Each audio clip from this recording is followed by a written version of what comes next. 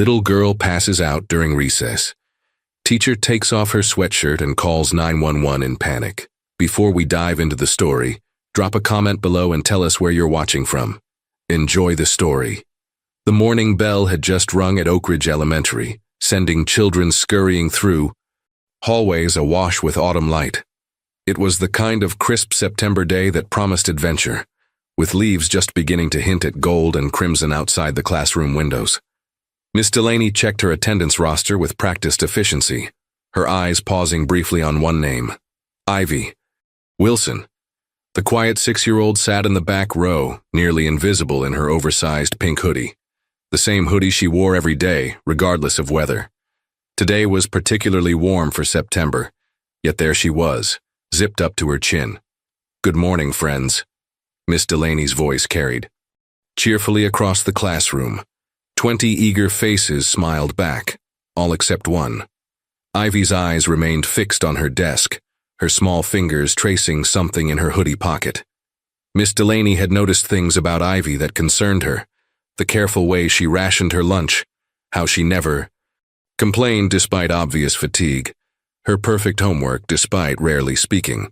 But in a classroom of 22 first graders with varying needs, these quiet signals had remained just below the threshold of urgent attention. Until today. During morning recess, Miss Delaney was organizing reading materials when she heard a commotion in the hallway. Children's voices rose in confusion, then alarm. "Miss Delaney, come quick!" shouted Marcus, one of her students. "Ivy fell down." She rushed into the hallway to find a small circle of children gathered around a crumpled form on the floor. Ivy lay, motionless, her pink hoodie stark against the gray linoleum tiles. "Give her space, everyone back," Miss Delaney instructed calmly, though her heart raced. She knelt beside the girl, noting the unusual flush on her cheeks and the perspiration beading her forehead. "Ivy, can you hear me, sweetheart? You hear me?" The child's eyelids fluttered. "I'm sorry," she whispered. "I'll get up now." "No, stay still." Miss Delaney placed a gentle hand on her shoulder. "You're very warm. I think you might have a fever." Ivy's eyes widened in alarm. "I'm fine, really. I just got dizzy." She attempted to sit up, clutching desperately at her hoodie zipper when it began to slide down. Miss Delaney noticed the girl's panic. "Ivy, you're overheated. Let's unzip this just a little to cool you down." "No!" The force of Ivy's response startled them both. Then softer, "Please, I'm cold." But she wasn't cold. She was burning. "I need to help you breathe better, Ivy." With gentle authority, Miss Delaney carefully lowered the zipper, just enough to help the child get more air. As she did, Ivy's small hand shot out from her pocket, revealing something clutched tightly in her palm. A small blue button that looked like an eye. "My guardian," Ivy murmured, seemingly delirious now. Then Miss Delaney saw them, angry red welts peeking out from beneath the collar of Ivy's shirt. Her teacher's instinct transformed instantly into alarm. "Amanda," she called to the classroom aide who had appeared in the doorway. "Call the office and have them phone 911. Then contact Ivy's parents immediately." As the aide rushed off, Miss Delaney turned back to Ivy, whose eyes had filled with tears. "Am I in trouble?" the child whispered. "No, sweetheart. You're not in trouble at all." Miss Delaney brushed a strand of hair from Ivy's forehead. "We're going to get you help." But as the school nurse arrived and emergency services were called, a troubling question formed in Miss Delaney's mind. Why would this gentle child think she was in trouble for being sick? And why had no one noticed how ill she truly was? What had they all been missing? The ambulance arrived with swift efficiency, its silent lights casting rhythmic red patterns across the school hallway. Miss Delaney stood nearby, clutching Ivy's small backpack, while paramedics assessed the child with gentle professionalism. "Her temperature's 103.4, one of them murmured, exchanging concerned glances with his partner. Miss Delaney watched as they carefully transferred Ivy to a stretcher. The girl looked impossibly small against the white sheets, still clutching her blue button in one tiny fist. When they tried to remove her hoodie completely, Ivy became agitated, her eyes wide with distress. "It's my shield," she whispered hoarsely. The paramedic nodded with understanding. "We'll just unzip it for now, okay? You can keep it with you." As they wheeled Ivy toward the exit, Miss Delaney approached. "I'll ride with her. We haven't been able to reach her parents yet." Principal Meredith intercepted her with a gentle hand on her arm. "Sarah, I need you to stay with your class. The school nurse will accompany Ivy to the hospital. I've got a substitute heading to your classroom now." "But she's frightened," Miss Delaney protested. "She trusts me." "I understand, but there are protocols." The principal's expression softened. "We've left messages at all contact numbers for the Wilsons. As soon as school lets out, you can head to the hospital. For now, 21 other children need you." Miss Delaney reluctantly returned to her classroom where wide-eyed first graders waited with questions she couldn't fully answer. "Is Ivy going to be okay?" asked Lily, whose desk neighbored Ivy's. "The doctors will help her feel better," Miss Delaney assured them, summoning a calm she didn't entirely feel. Once the substitute arrived, Miss Delaney used her planning period to visit Ivy's cubby. Inside, she found meticulously organized supplies, pencils sharpened to identical heights, folders labeled in careful child's handwriting, and a lunch bag that, upon inspection, contained only half a sandwich and an apple with a single bite taken, carefully rewrapped in plastic. Tucked into the side pocket of Ivy's backpack was a small notebook. Miss Delaney hesitated, feeling like an intruder, but her concern outweighed her reservations. She opened it to find not the typical first-grade scribbles, but a careful record. "Dad, 2 days since seen. Mom, left note about working double. Remember, be quiet in morning." The entries continued, a chronicle of absence and independence no 6-year-old should need to maintain. Miss Delaney's eyes welled with tears. Returning to her desk, she pulled Ivy's file from the class records. Perfect attendance, despite several notes about tiredness. Emergency contacts listed the parents' workplaces, a senior care facility, and a delivery service, but calls there had gone to voicemail. Previous teachers' comments painted a picture of a mature, self-sufficient child who never causes problems. The school's records showed the family had moved frequently, 3 addresses in 2 years. The latest contact information was already outdated, according to the office secretary. By dismissal time, Miss Delaney had pieced together a troubling puzzle. Ivy wasn't just a quiet child. She was a child trying desperately not to be noticed, a child carrying adult responsibilities on tiny shoulders. In her car, driving toward Memorial Hospital, Miss Delaney recalled subtle signs she'd missed. How Ivy always cleaned up after herself and others, how she never asked for help, how she watched the classroom clock anxiously near dismissal time, how she'd once mentioned, "I make my own breakfast because I'm a big girl now." She gripped the steering wheel tighter, remembering Ivy's art projects, always depicting a small figure standing between 2 tall shadows, never quite touching.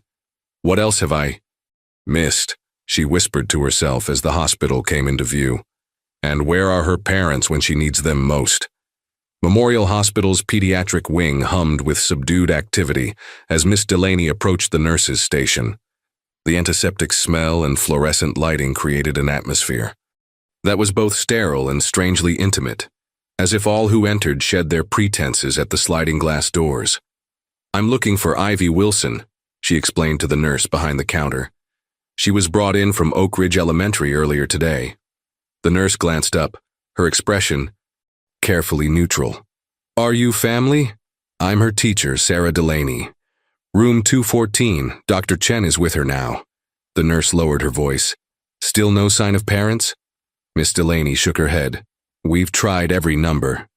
As she approached room 214, Miss Delaney heard a gentle voice through the partially open door.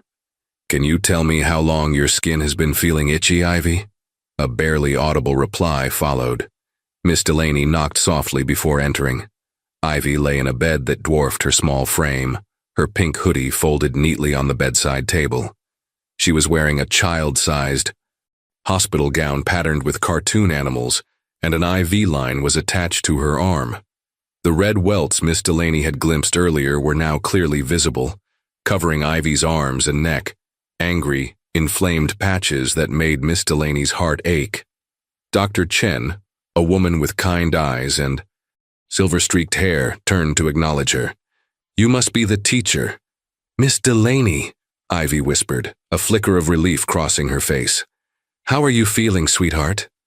Miss Delaney moved to the bedside, noticing how Ivy's fingers still curled protectively around her blue button. "Better. The medicine is helping." Ivy's eyes darted anxiously to the door. "Did you find my mom and dad?" Before Miss Delaney could answer, a hospital social worker stepped into the room, clipboard in hand. Her badge identified her as Ms. Winters. "Miss Delaney, could I speak with you outside for a moment?" In the hallway, Ms. Winters's professional demeanor couldn't completely mask her concern. "We've contacted Child Protective Services as a standard protocol. Ivy has a severe case of untreated eczema complicated by a secondary infection. It's been developing for weeks, possibly months." Miss Delaney felt a chill. "Are you suggesting her parents deliberately?" "We're not suggesting anything yet," Ms. Winters interrupted. "But the condition is painful and would have been obvious to anyone providing basic care. We need to understand why it went untreated." Miss Delaney's mind raced. "Their contact information is outdated. They've moved several times. Both parents work multiple jobs, which makes supervision a concern," Ms. Winters noted, jotting something on her clipboard. "We found an expired insurance card in her backpack. The previous address is for the Sunrise Meadows apartments." "I can go there," Miss Delaney offered immediately. "Check if they've moved nearby or if neighbors know where they work." Ms. Winters hesitated. "That's not typically protocol." "She's terrified," Miss Delaney insisted. "Look at her in there, clutching that button like it's her. Lifeline. She needs her parents, not more strangers asking questions." After a moment's consideration, Ms. Winters nodded. "I'll continue trying the numbers. If you learn anything, call immediately." Before leaving, Miss Delaney returned to Ivy's room. The girl looked up expectantly. "I'm going to find your parents," Miss Delaney promised. "Is there anything you can tell me that might help? Maybe where they work or a neighbor who knows them?" Ivy's face clouded. "Dad drives at night. Mom helps old people."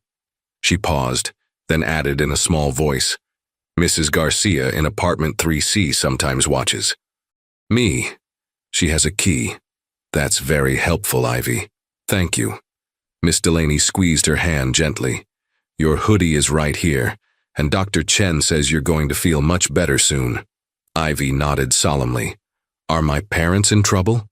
The question hung in the air, heavy with implications a 6-year-old shouldn't have to consider. "No, sweetie, we just need to let them know you're here." As Miss Delaney turned to leave, Ivy called out softly, "Miss Delaney, my button helps me be brave when I'm alone. You can borrow it if you want." The simple gesture of trust from a child with every reason to withhold it nearly undid her composure. "That's very kind, but I think you need it more than I do right now. I'll be back soon."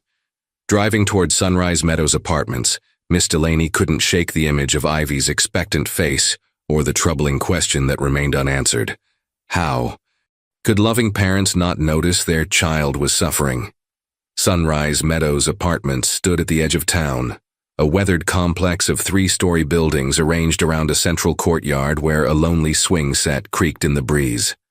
The fading paint and patched concrete told stories of maintenance deferred but dignity maintained. Potted plants brightened doorways, and curtains in windows suggested homes created within institutional walls. Miss Delaney checked the directory beside the entrance. The Wilson name was absent, confirming her suspicion that the family had moved. She located apartment 3C and pressed the buzzer. After a long moment, the door opened to reveal an elderly woman with silver hair pulled into a neat bun. Shrewd eyes assessed Miss Delaney from behind glasses perched low on her nose. "Mrs. Garcia? I'm Sarah Delaney, Ivy Wilson's teacher." Recognition softened the woman's features. Is Ivy all right? Come in, come in. The apartment was modest but immaculate, filled with framed photographs and the aroma of simmering beans. Mrs. Garcia gestured toward a floral sofa. The Wilsons moved to Parkview Terrace last month, she explained, settling into an armchair. The rent increased here. Elena, Ivy's mother, still brings her by some mornings when schedules conflict. Do you have their current address? Phone numbers? Ivy's in the hospital, and we haven't been able to reach them. Alarm crossed Mrs. Garcia's face. Hospital? What happened? She collapsed at school. She has a severe skin condition that went untreated. Mrs. Garcia sighed heavily. Those poor people work themselves to exhaustion. Elena takes care of elderly patients at Willow Glen Nursing Home. Double shifts since Robert's delivery company cut his hours. He picked up night. Shifts at the warehouse in the industrial park. She rummaged through a drawer and produced a slip of paper. Elena left this for emergencies. Their new apartment number and her work number. Miss Delaney accepted it gratefully. Mrs. Garcia, how often do you watch Ivy? The older woman's eyes grew, distant. More often lately. Elena drops her off at 5:30 some mornings. Robert picks her up when he can, or Elena comes after her evening shift. Sometimes Ivy stays overnight if they're both working. And when she's here, how does she seem? Quiet. Too quiet for a child her age. Always. Helping, washing dishes, sweeping. She brings her own breakfast in that little lunch bag. Mrs. Garcia hesitated. Last week I noticed her scratching. When I asked if she was all right, she said, "It only hurts when nobody's looking." I thought it was just dry skin from the weather changing. Miss Delaney's phone rang. The hospital. She answered quickly, stepping toward the window. Miss Delaney, it's Dr. Chen. We've started Ivy on antibiotics and steroids for the infection and inflammation. The good news is she's responding well. Have her parents arrived? No, but there's something you should know. While changing Ivy's gown, our nurse discovered similar rashes on her back and legs. This has been developing for quite some time. Miss Delaney closed her eyes briefly. I have their current contact information now. I'll try reaching them immediately. After thanking Mrs. Garcia, she hurried back to her car. The call to Willow Glen Nursing Home connected her to a sympathetic administrator who explained that Elena Wilson was working a double shift and had turned off her phone during patient care. I can get her an urgent message, but she won't be available until her break at 7. Me? At the warehouse, a supervisor confirmed Robert Wilson was scheduled for the overnight shift starting at 10 p.m. He usually turns his phone off during the day to sleep. Want me to leave a message? Back at the hospital, Miss Delaney found Ivy awake, color returning to her cheeks. A kind-faced nurse was helping her eat soup from a tray. Miss Delaney, Ivy's face brightened. Nurse Jackie says I can have ice cream if I finish my soup. That sounds wonderful. Miss Delaney smiled, pulling a chair close to the bed. I spoke to Mrs. Garcia. She says hello. Did you find my mom and dad? Hope and worry mingled in Ivy's voice. I left messages for both of them. Your mom will get it at 7 o'clock and your dad when he wakes up for work. Disappointment flickered across Ivy's face before she carefully composed her features. That's okay. I'm used to waiting. The simple statement, delivered with such practiced acceptance, broke Miss Delaney's heart. No child should be used to waiting for their parents. As Nurse Jackie left with the tray, she gave Miss Delaney a significant look. Doctor wants to speak with you when you have a moment. Ivy's small hand reached for her. Teachers, will you stay until they come? Of course I will, Miss Delaney promised, wondering silently if the parents would come at all, and what would happen to this solemn-eyed child if they didn't. The hospital corridor lights dimmed as evening approached, casting long shadows across the vinyl flooring. Miss Delaney stood outside Ivy's room speaking with Dr. Chen, their voices hushed so as not to disturb the child who had finally drifted to sleep. The infection is responding to treatment, Dr. Chen explained, reviewing her tablet. But I'm concerned about her overall condition. She's underweight for her age, showing signs of mild malnutrition, And there's evidence this rash has been untreated for at least 3 weeks. Miss Delaney's stomach tightened. What happens when her parents arrive? Standard protocol requires a consultation with Child Protective Services. Ms. Winters has already started a preliminary file. Dr. Chen's expression remained neutral, professional. You seem unusually invested in this case, Miss Delaney. Something doesn't add up, she admitted. Everything I've learned suggests these parents are working impossible hours, not deliberately neglecting her. There's a difference. Dr. Chen nodded thoughtfully. I've seen it before. Families in impossible situations making impossible choices.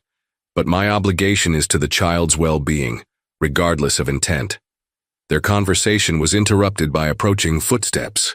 Heavy, deliberate steps that seemed out of place in the pediatric wing.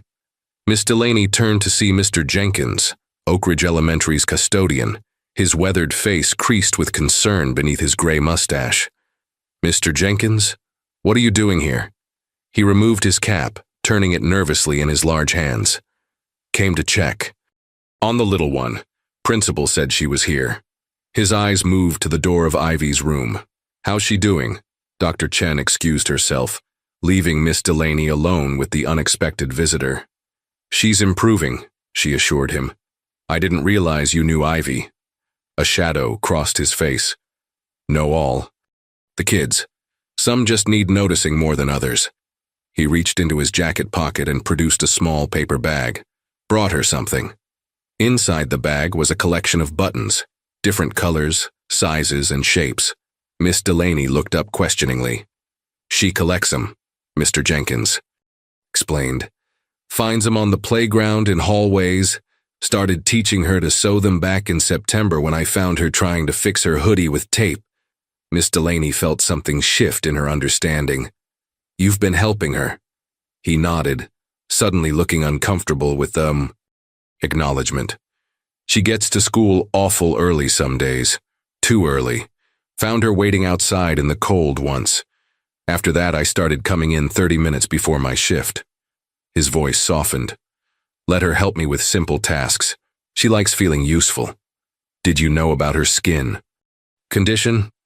Noticed the scratching. Asked her once if she was okay. She said she was fine, just had itchy patches. Gave her some of my wife's hand cream. His weathered face crumpled slightly. Should have done more, maybe. We all should have, Miss Delaney admitted quietly. Mr. Jenkins glanced toward the room again. Her folks been by yet? We haven't reached them, both working. He wasn't surprised. She talks about them like they're storybook characters, there in spirit but not in person. Says her dad drives all night delivering dreams to people, and her mom has magic hands that help. Old folks remember how to smile. His eyes met Miss Delaney's. Kids got poetry in her, explaining away their absence like that. A nurse approached, interrupting them. Miss Delaney? There's a call for you at the nurse's station. Elena Wilson. Relief flooded through her. Ivy's mother, finally. Mr. Jenkins nodded. I'll sit with the little button collector till you get back. Been meaning to show her how to sew a proper star pattern anyway. At the nurse's station, Miss Delaney picked up the phone with trembling hands. Mrs. Wilson? This is Sarah Delaney, Ivy's teacher. The voice that responded was breathless, edged with panic. Where is my daughter? They said she's in the hospital. I just got the message. I'm on my break. I only have 15 minutes. Ivy collapsed at school today. She has a severe skin infection that requires treatment. A small gasp came through the line. Will she be okay? The doctors believe she'll recover fully, but Mrs. Wilson. Miss Delaney hesitated, searching for words that wouldn't sound accusatory. The condition didn't develop overnight. There are questions about why it wasn't addressed sooner. Silence stretched across the line, followed by a sound that might have been a stifled sob. I noticed some dry patches last week. I put cream on them before she went to bed. But our schedules... Her voice trailed off. I'm a certified nursing assistant. I should have recognized... Another pause. I'm a terrible mother, aren't I? The toss. Raw pain in the woman's voice stopped any judgment Miss Delaney might have harbored. Mrs. Wilson, your daughter needs you here. I'll lose my job if I leave now. We're already behind on rent since Robert's hours were cut. I get off at 11. Desperation colored her words. Please, can you stay? With her? I'll come straight there, I promise. As Miss Delaney returned to Ivy's room, she found a scene she hadn't expected. Mr. Jenkins sat beside the now awake child, demonstrating how to thread a needle. Ivy's face, so often solemn, was lit with concentration and the ghost of a smile. Look, Miss Delaney, she said softly, holding up a button. Mr. Jenkins says guardian eyes work better in pairs. The clock on Ivy's hospital room wall ticked steadily toward 11 p.m. Miss Delaney had called the school to arrange a substitute for tomorrow, settling into the vinyl chair for what promised to be a long night. Mr. Jenkins had reluctantly departed at the end of visiting hours, leaving behind the collection of buttons and a sense of unexpected alliance. Ivy had fallen asleep mid-stitch, the button project still clutched in her small hands. In sleep, the worry lines that had no place on a 6-year-old's face smoothed away, making her look even younger and more vulnerable. Miss Delaney gently removed the sewing materials from Ivy's grasp, noticing a folded paper that had fallen from the child's pocket onto the bedsheet. She picked it up, intending to return it to the bedside table, when she noticed writing on the outside. For days when ships pass. Her conscience battled briefly with curiosity before the teacher in her, the protector of this child, won out. She carefully unfolded the paper to reveal a family photograph. 3 smiling faces looked back at her, a younger Ivy, perhaps 4 years old, seated between a handsome man with Ivy's same thoughtful eyes and a pretty woman with a warm smile. They sat before a birthday cake with 4 candles, arms wrapped around each other in an unbroken circle. On the back, a message was written in careful handwriting. Remember, starlight, even when you can't see us, we're in the same sky. Ships passing doesn't mean ships gone. It means we're carrying treasures to bring home to you. Love, Mama and Daddy. Miss Delaney's eyes welled with tears. This wasn't the evidence of indifference she'd half expected to find. This was family fractured not by lack of love, but by circumstance. A soft knock at the door interrupted her thoughts. Ms. Winters, the social worker, entered with a manila folder tucked under her arm. Any word from the parents? She asked, keeping her voice low. The mother called. She'll be here after her shift ends at 11. The father works nights. He'll come in the morning. Ms. Winters nodded, then gestured toward the hallway. Could we speak outside? In the corridor's muted lighting, Ms. Winters opened her folder. I've been looking into the Wilson family background. They immigrated 3 years ago. Both had professional careers in their home country. Their credentials aren't recognized here, so they've been working entry-level jobs while trying to recertify. That explains a lot, Miss Delaney murmured. There's more. They had another child, a son. He died shortly before they emigrated. Ms. Winters pulled out a document. According to the background check, he had a rare immune disorder. The medical bills bankrupted them. Miss Delaney felt the air leave her lungs. How old was he? 7. Just a year older than Ivy is now. The revelation cast everything in a new light. Ivy's dependence, her parents' driven work ethic, the painful irony of a mother trained in healthcare missing signs of her daughter's illness. They're not neglectful, Miss Delaney said with quiet certainty. They're traumatized and overwhelmed. Perhaps. But good intentions don't change the fact that a child was left to care for herself to the point of serious illness. Ms. Winters' tone remained professional, but not unkind. The system doesn't distinguish based on intent, only outcome. What happens now? That depends. CPS will conduct a home visit. There will be requirements, parenting, classes, regular medical checkups, possibly supervised visitation initially. Supervised, you mean they could lose custody?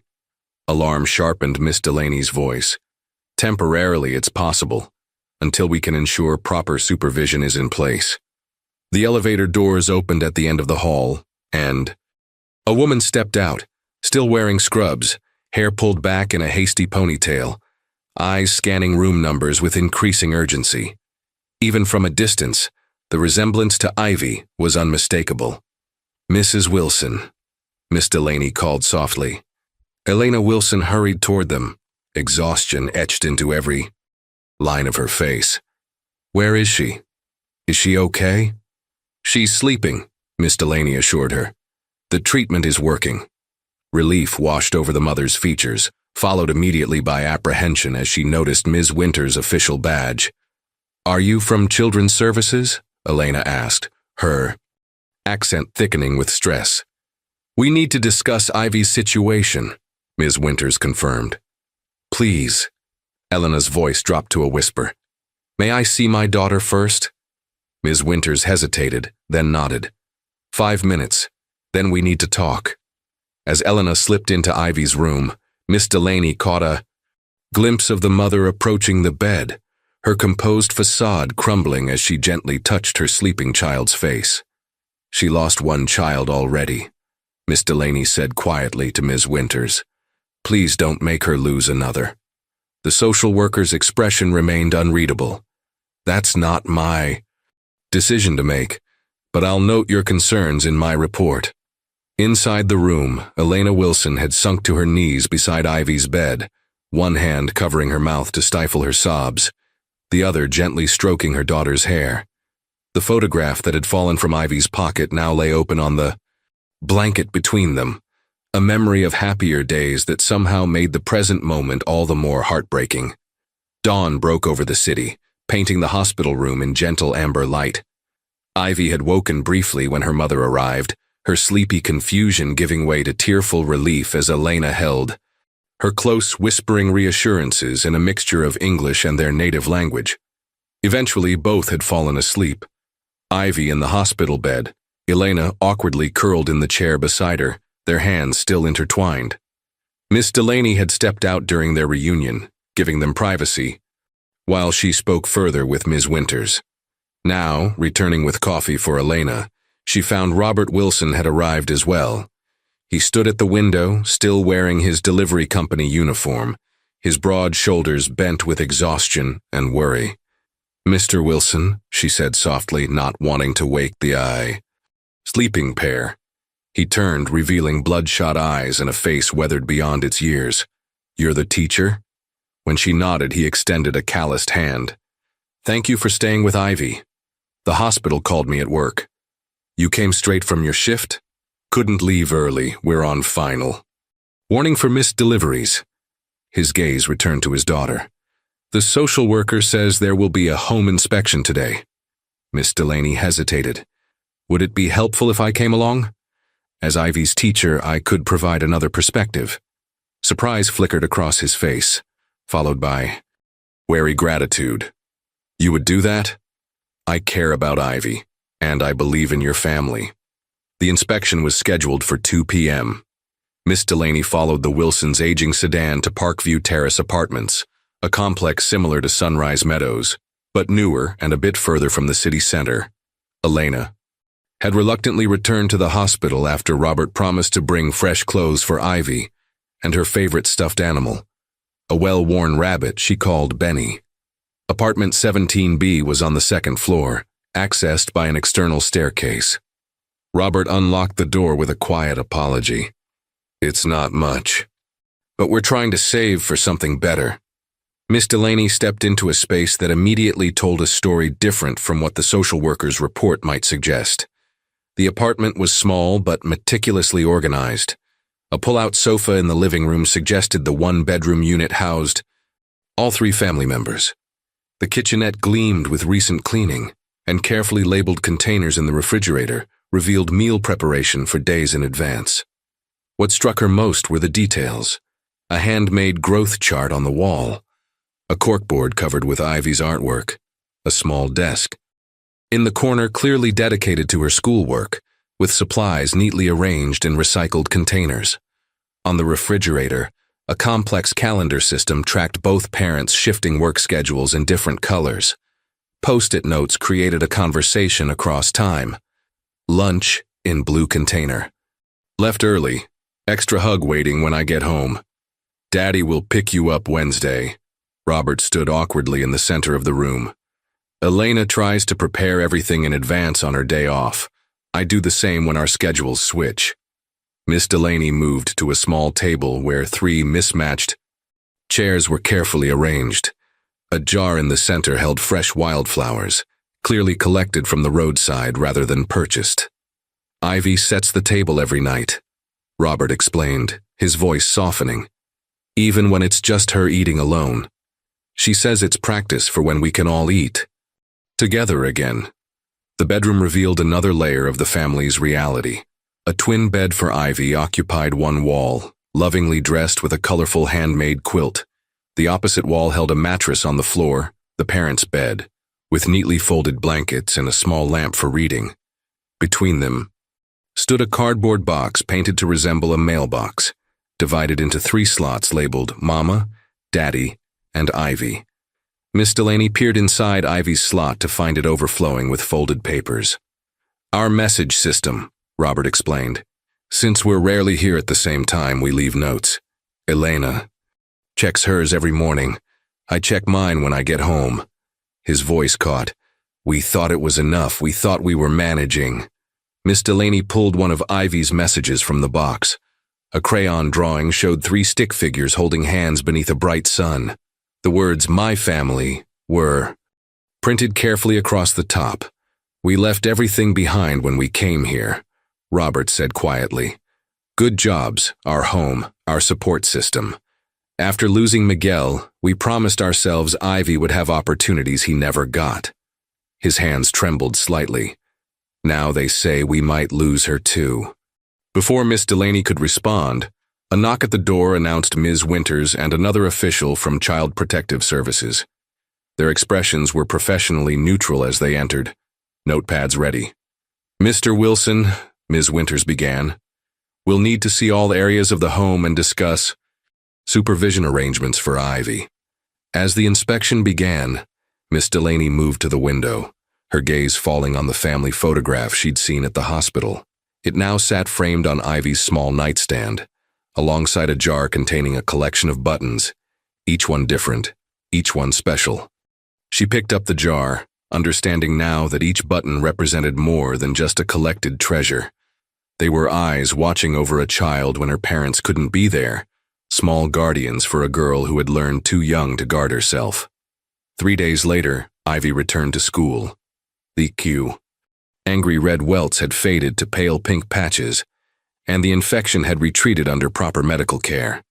She wore her pink hoodie, freshly washed but still comfortingly familiar, with both blue Guardian buttons now properly sewn onto the pockets. Miss Delaney watched from her classroom doorway as Ivy approached down the hallway, her small hand engulfed in her father's much larger one. Robert Wilson had taken a rare morning off to bring her in personally, his face a mixture of pride and apprehension. Remember what Dr. Chen said, he reminded Ivy, kneeling to her level. If the itching starts. Again, tell Miss Delaney right away. No waiting, no being brave, promise? Ivy nodded solemnly. I promise, Daddy. And you'll eat all your lunch today? The special one Mama packed? Another nod. All of it. He brushed her hair back gently. Your mother will pick you up after school. Right at 3 o'clock. She doesn't have to, Ivy whispered. I can wait if she needs to work. Something flashed in Robert's eyes. Pain, guilt, resolve. No more waiting alone, Starlight. That's our new promise. After a tight hug, he stood and acknowledged Miss Delaney with a grateful nod before reluctantly departing. Ivy watched him go, her expression carefully composed until he disappeared from view. Only then did her shoulders relax slightly. Welcome back, Ivy, Miss Delaney said warmly. We've missed you. The class had made welcome cards, and a small cheer erupted when Ivy entered the room. She accepted their attention with shy surprise, unaccustomed to being the center of positive focus. By lunchtime, however, Miss Delaney noticed Ivy had retreated back into her habitual quietness, sitting slightly apart from the other children in the cafeteria.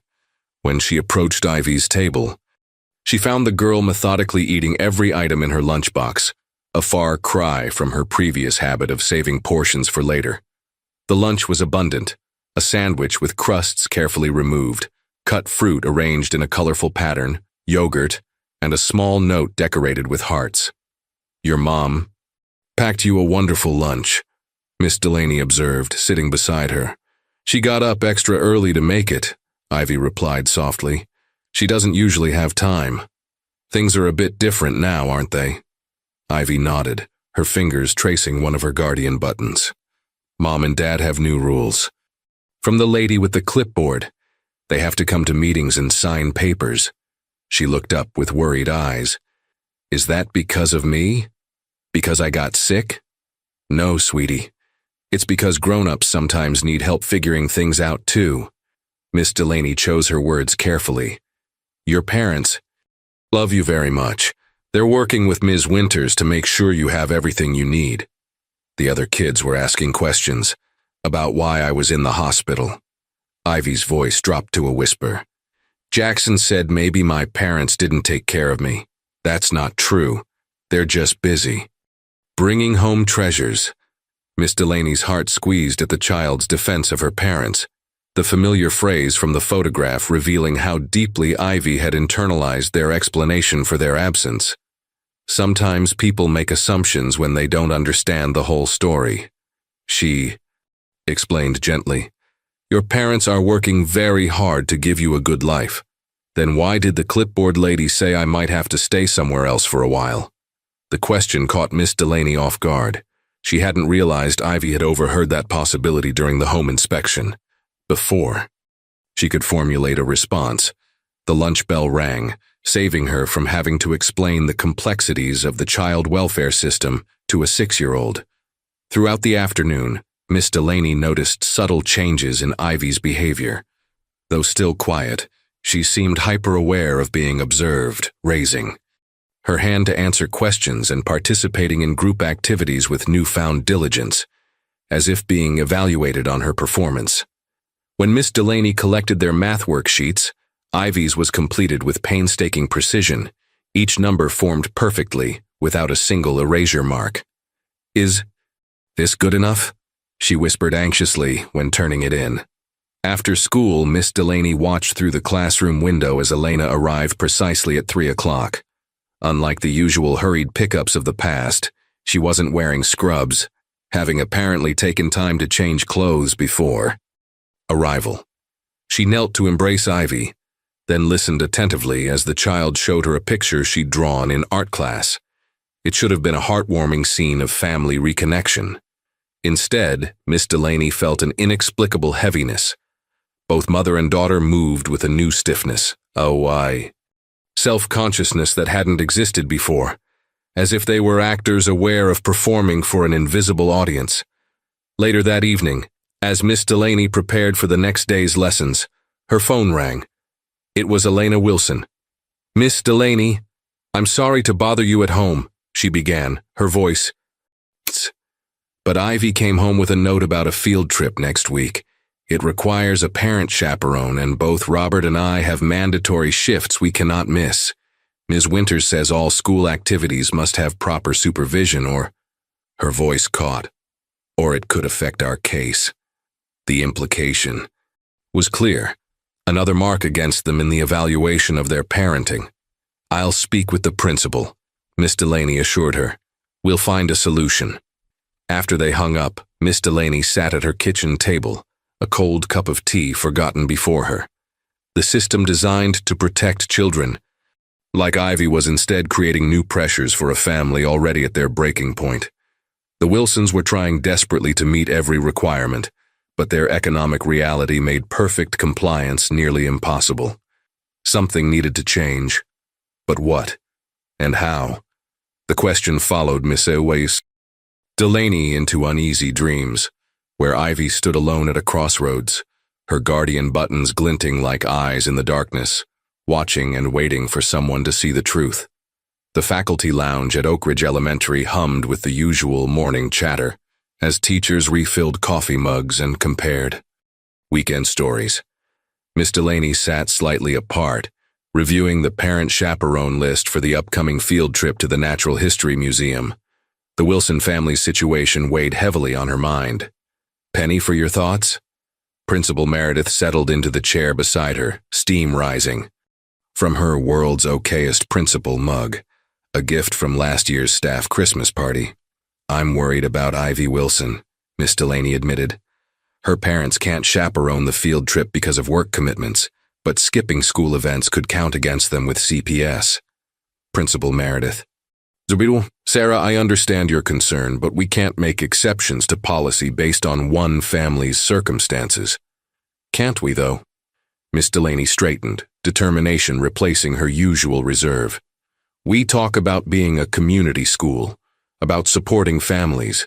This is a chance to put that into practice." The principal's expression remained skeptical, but she gestured for Miss Delaney to continue. "What if we created a community chaperone program? Parents who can volunteer could be paired with children whose parents can't make it. It would help working families, single parents, anyone who struggles with daytime availability." Principal Meredith considered this. "It has merit, but it would need proper vetting, permission forms, background checks." "I'll handle the logistics," Miss Delaney promised quickly. "Just give me a chance to try." By lunchtime, a new permission slip had been drafted and approved. Miss Delaney distributed it to her class, explaining the concept with careful emphasis that removed any stigma from needing a community chaperone. "Some grown-ups can join us during school hours, and some help our community in other ways, like working important jobs," she explained. "This program lets us all support each other." That afternoon, she approached Mrs. Bennett, the mother of Lily, Ivy's desk neighbor, who frequently volunteered for school events. "It sounds wonderful," Mrs. Bennett agreed after hearing the proposal. "Lily adores Ivy, and I'd be happy to chaperone both girls. In fact," she hesitated, then continued, "I've noticed Ivy sometimes arrives very early. My husband drops Lily off on his way to work. We could easily bring Ivy along if it would help her parents." This conversation led to another, and another. By week's end, a small network had formed. Mrs. Bennett would provide morning transportation 3 days a week. Mr. Collins, a retired grandfather of another student, offered to help with afternoon pickup when Elena worked late shifts. The PTA president suggested organizing a weekend homework club where working parents could bring their children while catching up on laundry or meal prep in the school's family resource room.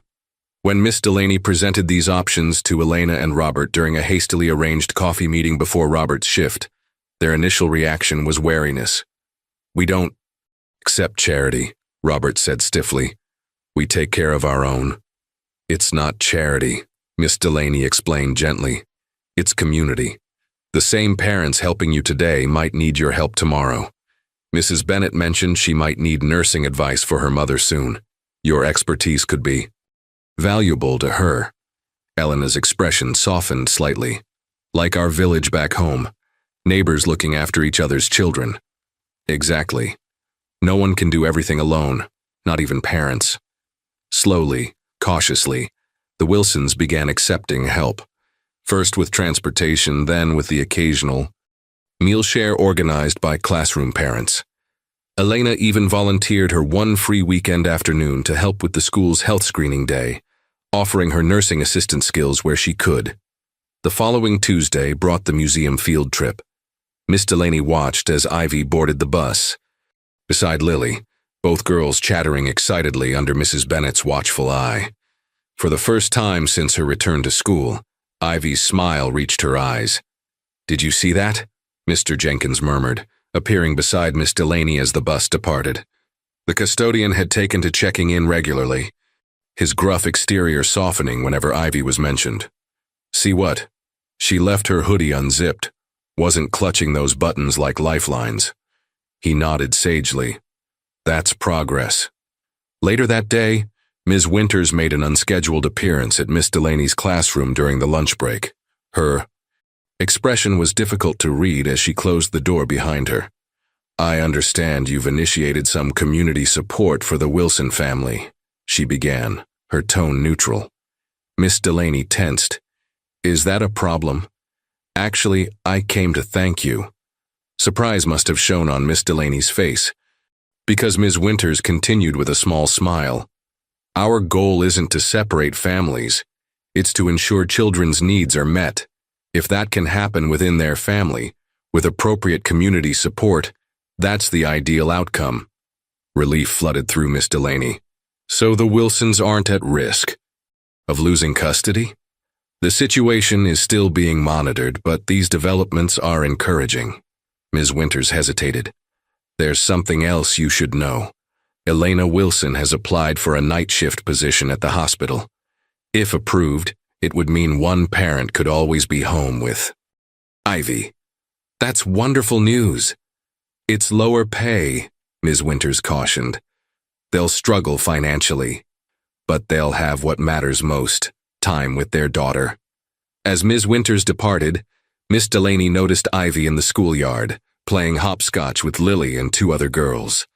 Her movements were still careful, reserved compared to the other children's exuberance, but she was participating, stepping beyond the invisibility she had cultivated for so long. Later, collecting homework assignments, Miss Delaney paused at Ivy's desk. The girl's journal entry for the day contained a carefully drawn picture of the museum trip. Unlike her previous drawings of isolated figures, this one showed a group, Ivy, Lily, Mrs. Bennet, and several classmates, all connected by thin lines between their hands. Beneath it, in careful printing, Ivy had written, "My school family. It wasn't everything, but it was a beginning, a small bridge being built between isolation and belonging, between invisibility and being truly seen." The community support system surrounding the Wilson family blossomed over the following weeks. Elena secured the night shift position at the hospital, creating a schedule where either she or Robert was always home with Ivy. The arrangement meant tighter finances, but brought a newfound stability to their family rhythm. Ivy flourished under the consistent attention. Her skin condition improved with regular medication and care. She began raising her hand more in class and even joined the after-school art club that met twice weekly. The guardedness that had defined her for so long began to soften at the edges. Miss Delaney watched these changes with quiet satisfaction, keeping detailed notes of Ivy's progress for the upcoming CPS review. Every positive development felt like a step toward security for the family she had grown to care about deeply. Then came the letter. It arrived in Ivy's backpack on a Thursday afternoon, an official notice requiring the Wilsons to attend an emergency review meeting the following Monday. The reason stated was new information relevant to case assessment. Elena called Miss Delaney that evening, panic evident in her voice. "We've done everything they asked," she said, her accent thickening with stress. "Ivy never misses her medication. She's never alone. We attend every meeting. What could this be about?" "I'm sure it's just a formality," Miss Delaney assured her, wishing she felt as confident as she sounded. "Would you like me to attend the meeting with you?" "Could you? We trust you, Miss Delaney. Ivy trusts you." Monday morning arrived with leaden skies threatening rain, a fitting backdrop for the tension Miss Delaney felt as she entered the county services building. She found Elena and Robert in the waiting area, both looking exhausted but determined. Elena had come straight from her night shift. Robert would head to work directly after the meeting. Ms. Winters greeted them with professional courtesy, but something in her demeanor had shifted since their last interaction. She led them to a conference room where a man in a suit sat reviewing documents. "This is Mr. Griffith from the regional supervisor's office," Ms. Winters explained. "He's been assigned to review the Wilson case." Mr. Griffith didn't look up immediately, continuing to flip through the file before him. When he finally acknowledged their presence, his expression remained detached, clinical. "Mrs. and Mr. Wilson, I've been reviewing your case and have some concerns about the sustainability of your current arrangements." His tone suggested he'd already reached his conclusions. While there have been improvements in supervision, the underlying instability remains. "What instability?" Robert asked, his voice carefully controlled. "One of us is always with Ivy now." "At the expense of economic security," Mr. Griffith countered. "Your apartment is at minimum standard for 3 occupants, You're behind on utilities according to your financial disclosure, and you're one emergency away from potential eviction." He straightened a paper before him. "Furthermore, we've received information that Ivy continues to display concerning behaviors at school." Miss Delaney straightened in her chair. "What information?" "As Ivy's teacher, I've documented consistent improvement in her social integration and emotional well-being." Mr. Griffith consulted his notes. "We have a report that Ivy was found hiding in a supply closet last week, refusing to come out. She allegedly told another student she was practicing being invisible." Elena's face paled. "That's not true. Ivy would have told us." Miss Delaney's mind raced, then suddenly clarity dawned. "I believe I can explain that incident. The children were playing hide-and-seek during indoor recess. Ivy was simply playing the game. The report came from a classroom volunteer who was concerned." Mr. Griffith persisted. "Mrs. Fitzgerald," Miss Delaney realized aloud. "She's new to our classroom and doesn't know Ivy's history. She misinterpreted what she saw." But Mr. Griffith seemed unmoved. "Regardless, our recommendation is to implement a temporary placement, while the Wilsons establish more secure housing and financial stability. We've located a qualified foster home with experience in cases like Ivy's." The words hung in the air like a physical threat. Elena reached for Robert's hand, her knuckles white with tension. "You want to take our daughter," Robert stated flatly. "Temporarily," Mr. Griffith emphasized, "for her well-being." "No." The word came from the doorway, small but clear. All heads turned to see Ivy standing there, her pink hoodie zipped up tight, both hands clutching her guardian buttons. Behind her stood the receptionist, looking apologetic. "I'm sorry," she explained. "She said she needed the bathroom, but then she heard voices." "Ivy, sweetheart," Elena began, half rising. "You promised," Ivy said, her eyes fixed on Ms. Winters. "You said at the hospital that if my parents followed the rules, I could stay home." Her lower lip trembled, but her gaze remained steady. "They did everything you said. They never leave me alone anymore. Daddy helps me with homework every night. Mama braids my hair before school and checks my skin and gives me my medicine." She took a small step forward, her voice gaining strength despite its softness. "Please don't take me away from them. They're trying so hard." The simple plea, delivered with such earnest dignity, created a profound silence in the room. Miss Delaney found herself holding her breath, watching as Ms. Winters and Mr. Griffith exchanged glances. It was Ms. Winters who finally spoke. "Ivy, no one has made any decisions yet. This is just a meeting to talk about what's best for you." "Then talk to me too," Ivy said. "I'm the one it's about." In that moment, standing small but unwavering, Ivy Wilson was no longer invisible. She was the center of the room, the heart of the case, a child finding her voice when it mattered most. The tenuous trust built over weeks of careful progress hung in the balance, awaiting the next words spoken in that sterile conference room.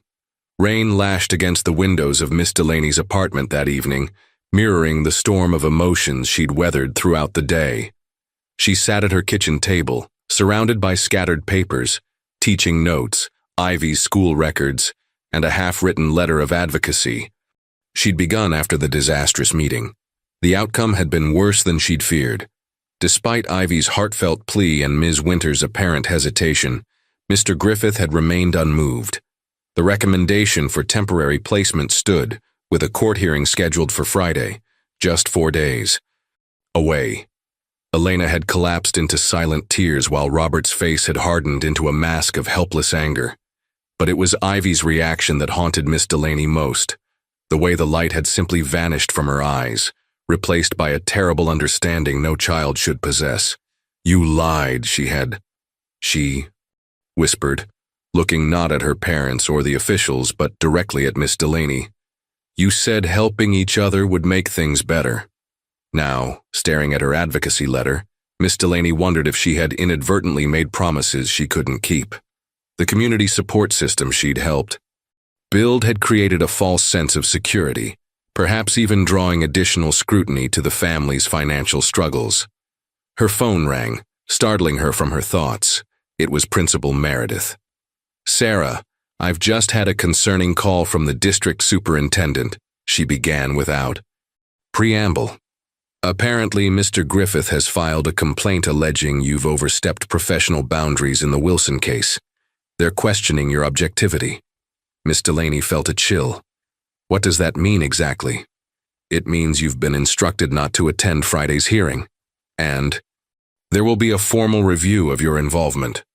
The principal's voice softened slightly.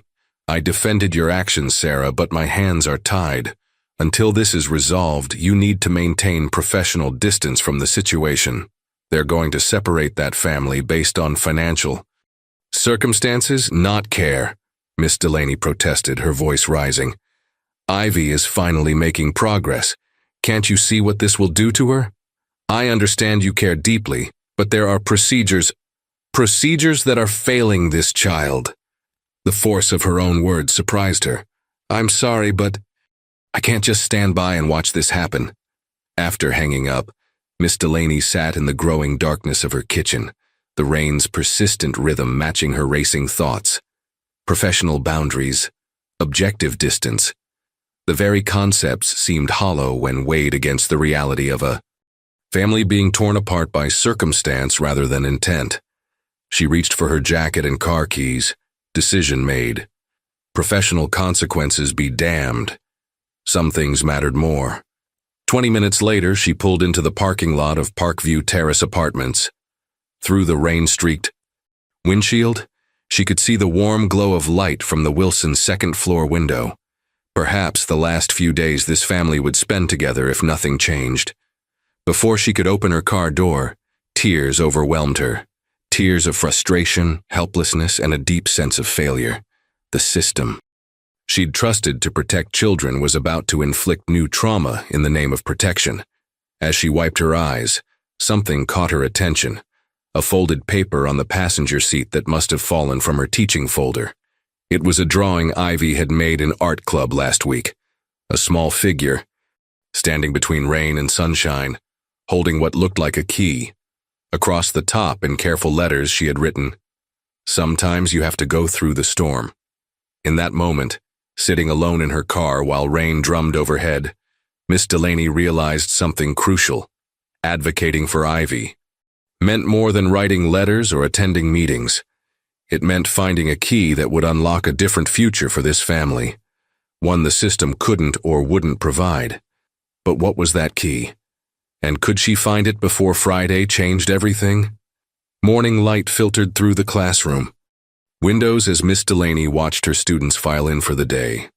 Her sleepless night had left shadows beneath her eyes, but her mind was clear, focused with newfound determination. She'd spent hours researching alternatives, making calls to contacts in social services, and drafting a plan. Ivy entered last, her steps hesitant, her gaze downcast. The pink hoodie was zipped to her chin despite the warm spring day, a retreat to her protective armor. When she finally looked up, the silent accusation in her eyes struck Miss Delaney like a physical blow. "Good morning, everyone," Miss Delaney began, summoning warmth into her voice. "Today we're going to start with a special art project." She distributed sheets of blue construction paper and small containers of white yarn to each desk. "We're going to create something called a community web. First, draw yourself in the center of your paper." As the children worked, Miss Delaney moved quietly to Ivy's desk. "I know you feel I broke a promise," she whispered, kneeling beside the girl. "But I haven't given up. Not on you. Not on your family." Ivy continued drawing without looking up, her small fingers gripping her crayon with unnecessary force. After the children had drawn themselves, Miss Delaney demonstrated the next step.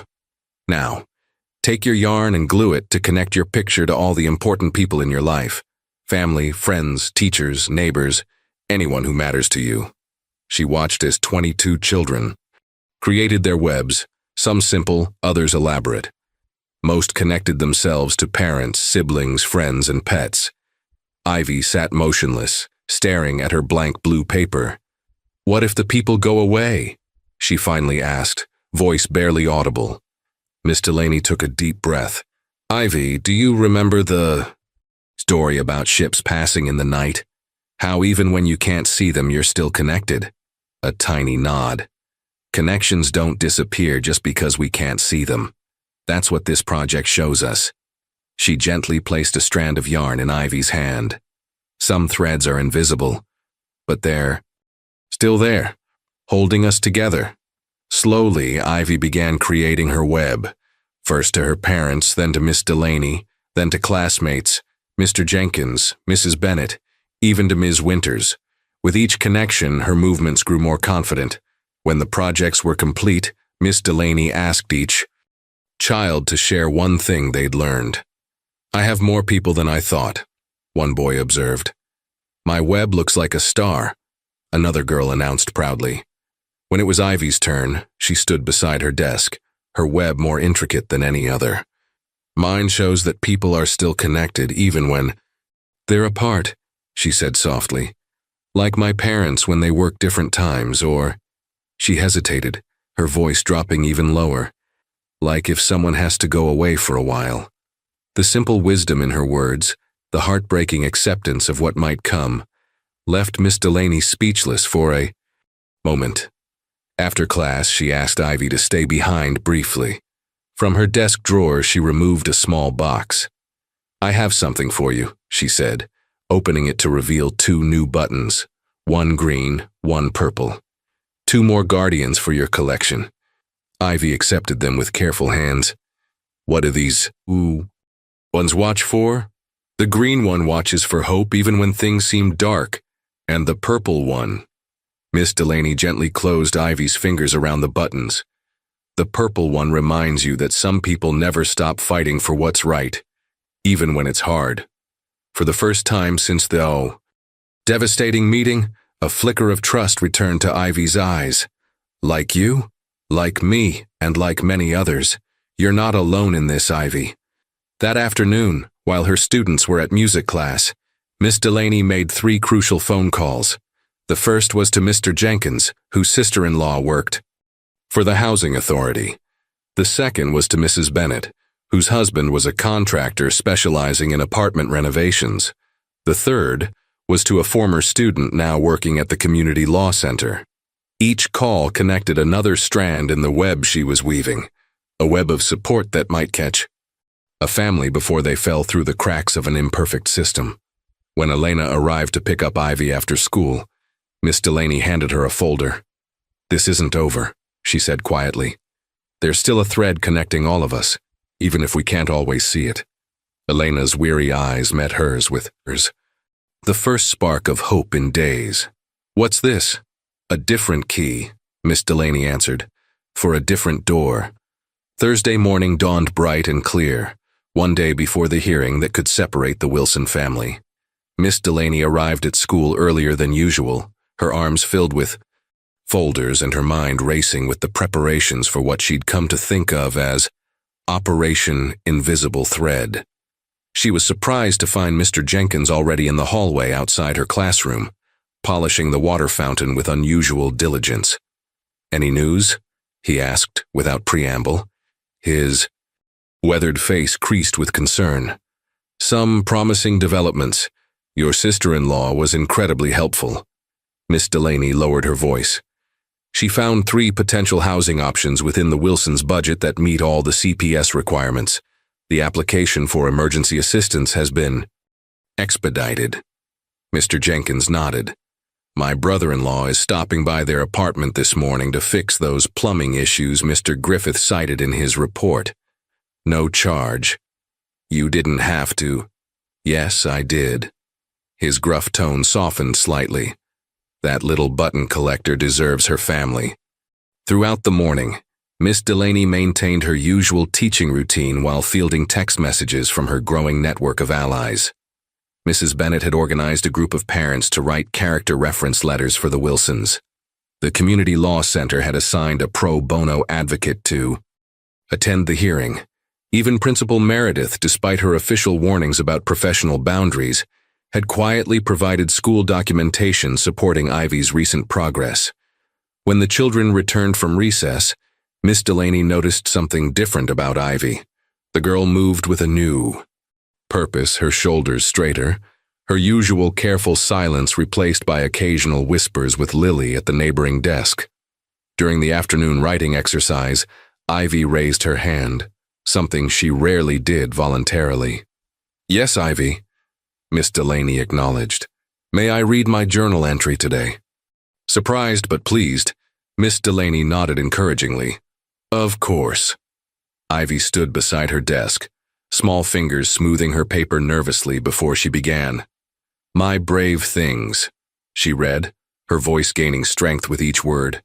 "I was brave when I went to the hospital. I was brave when I showed my rash to the doctor. I was brave when I told the clipboard lady how I felt." She paused, taking a deep breath. "But the bravest thing I ever did was ask for help when I needed it." Her clear voice filled the classroom, reaching every corner like sunshine after rain. Miss Delaney felt a swell of emotion as Ivy continued. "My mom says sometimes the bravest thing isn't being strong alone. It's letting other people be strong with you. That's why I'm practicing asking for help now." She looked up, meeting Miss Delaney's gaze directly.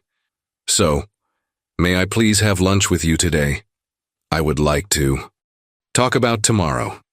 The simple request, Ivy's first genuine expression of self-advocacy, felt like a breakthrough more significant than any letter, phone call, or housing application. This was the true victory, a child finding her voice after years of silence. "I would be honored," Miss Delaney replied, her own voice steady despite the emotion tightening her throat. During their lunch together, Ivy revealed an awareness beyond her years. "Ms. Winters explained about the hearing tomorrow," she said, carefully arranging her carrot sticks in a pattern. "She said a judge will decide if I stay home or go somewhere else for a while." "That's right," Miss Delaney confirmed, watching the child closely. "I've been thinking about my guardian buttons," Ivy continued thoughtfully. "How they watch over me even when I'm alone." Her fingers brushed the collection now adorning both pockets of her hoodie. "But maybe they've been watching over my parents too, helping other people see that they need help." "What do you mean, Ivy?" "Well," she said slowly, "before I got sick, nobody saw us. Now everybody's helping. It's like the buttons worked." The profound insight from this 6-year-old child left Miss Delaney momentarily speechless. As the school day ended, Elena arrived to pick up Ivy, accompanied by Robert, a rare occurrence that meant he had adjusted his work schedule. Both parents looked tired but determined, clutching a folder of documents Miss Delaney recognized as the housing applications she had helped them complete. "We submitted everything," Elena whispered while Ivy gathered her belongings. "The housing officer said she would call the judge personally before tomorrow's hearing. And my boss approved my schedule change permanently," Robert added. "Lower pay, but guaranteed hours. Regular income we can document." They were small victories in a battle not yet won, but as Miss Delaney watched Ivy walk away between her parents, one small hand in each of theirs, she felt the invisible thread connecting them all grow stronger. That night, preparing for bed, Miss Delaney found a folded paper in her jacket pocket, a note in Ivy's careful handwriting that must have been slipped there during their lunch together. "Thank you for seeing me when I was invisible. Tomorrow would bring whatever it would bring, but today a child who had learned to disappear had instead chosen to be seen, and that itself was a victory worth celebrating." The courthouse stood imposing against the morning sky, its stone facade reflecting the gravity of decisions made within its walls. Miss Delaney had taken a personal day to attend the hearing despite the superintendent's warning, arriving early to meet with the pro bono attorney from the community law center. "I've reviewed everything," said Ms. Powell, a sharp-eyed woman with silver-streaked hair and a no-nonsense demeanor. "The housing application, employment verification, community support letters. We have a strong case for family preservation, but, Miss Delaney prompted when the lawyer hesitated. "Judge Montgomery is known for strict adherence to protocol. He may view the sudden improvements as reactive rather than genuine change." Before Miss Delaney could respond, she spotted the Wilson family entering the courthouse. Ivy walked between her parents wearing a simple blue dress instead of her usual hoodie. Her guardian buttons had been carefully transferred to a small purse she clutched tightly. Even from a distance, Miss Delaney could see the tension in the child's careful movements. Mr. Griffith arrived shortly after, accompanied by Ms. Winters, whose professional mask couldn't quite hide her troubled expression. As they passed, Ms. Winters caught Miss Delaney's eye with a look that might have been apology, or perhaps something more. The hearing room was smaller than Miss Delaney had expected, more intimate than the imposing exterior of the building suggested. Judge Montgomery, a man with steel-gray hair and piercing blue eyes, reviewed the case file with methodical focus while the parties assembled. "Before we begin," he announced, looking up, "I'd like to speak with the child privately in my chambers. Standard procedure in cases involving minors." A flicker of panic crossed Ivy's face as she looked to her parents, then to Miss Delaney. "It's okay, sweetheart," Elena whispered, smoothing Ivy's hair. "Just tell the truth, like we talked about." "Can I take my buttons?" Ivy asked softly. "Of course you can," the judge answered, his stern demeanor softening slightly. For 20 agonizing minutes, the adults waited in silence. Robert stared at his calloused hands. Elena whispered prayers, and Miss Delaney watched the second hand tick around the wall. Clock, each moment stretching like an eternity. When the door finally opened, Ivy emerged with an unexpectedly calm expression. Judge Montgomery followed, his face unreadable as he took his seat. "Having reviewed the case materials and spoken with the child, I'm prepared to make my ruling," he began, formally. "However, first I would like to hear directly from the parents." He turned to Elena and Robert. "Not about your housing plans or work schedules. We have that documentation. I want to hear why you believe your daughter should remain in your care." The courtroom fell silent. Robert looked to Elena, who nodded encouragingly. "Your Honor," Robert began, his voice rough with emotion, "in our home country I was an engineer. My wife was a registered nurse. We had respect, purpose, stability." He paused, gathering himself. "After our son died, we came here seeking a better future for Ivy. I believed, that providing opportunities for her education was more important than anything." His shoulders straightened as he continued. "I thought sacrifice meant working every hour possible to give her material security. I was wrong. What she needed most was us. Our presence, our attention." His voice broke slightly. "I failed to see that she was carrying too much for her small shoulders.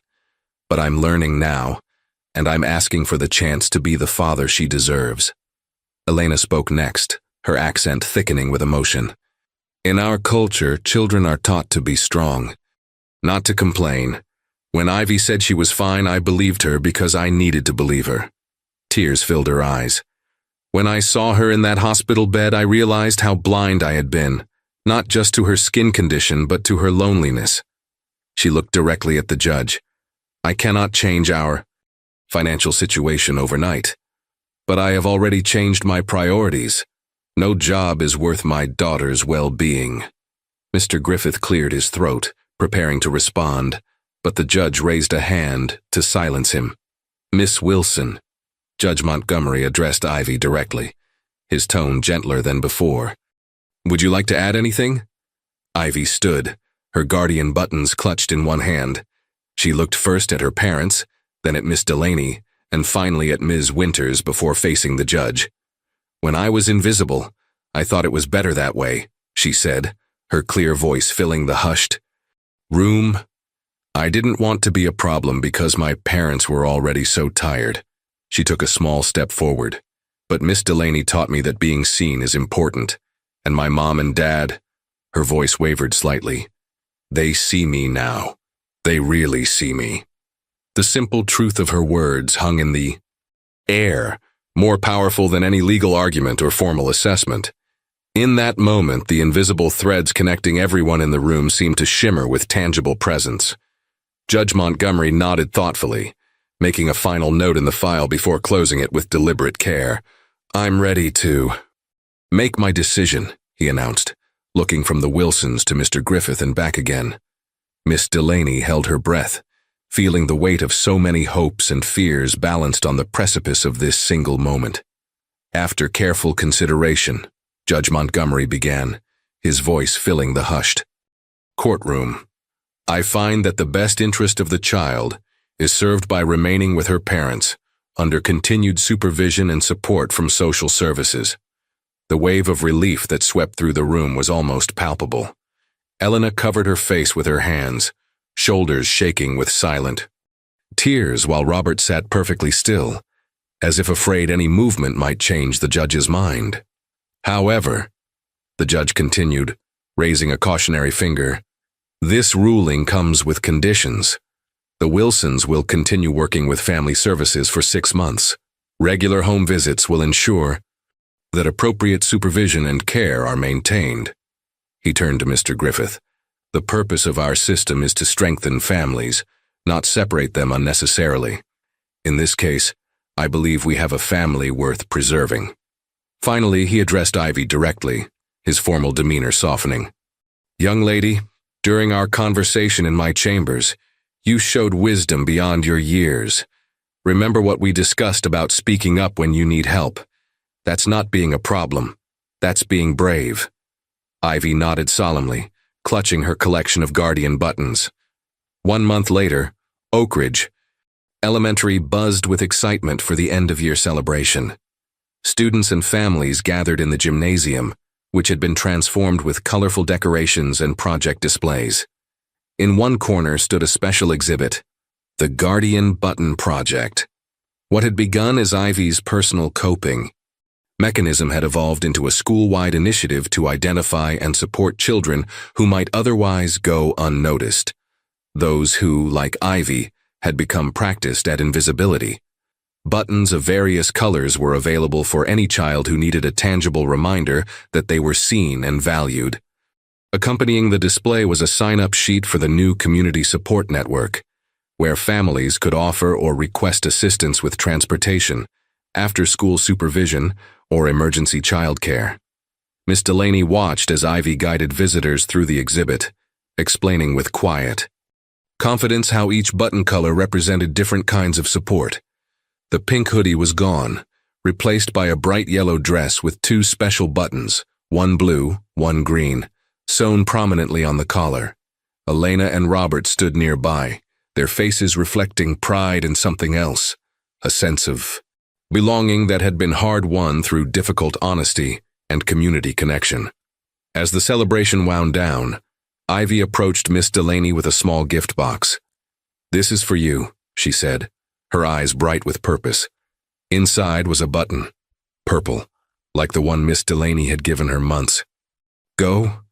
"It's a teacher button," Ivy explained, "for seeing children when no one else does." Miss Delaney knelt to embrace her, whispering, "Thank you for teaching me how to really see."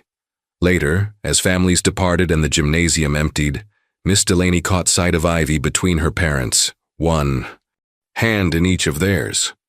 The child who had once worked so hard to be invisible now walked with her head high, fully present in the moment.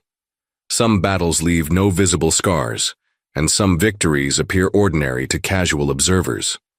But as Miss Delaney watched the Wilson family leave together, whole, healing, and connected, she recognized the profound truth Ivy had taught them all. Sometimes the most important act of courage is simply allowing yourself to be seen.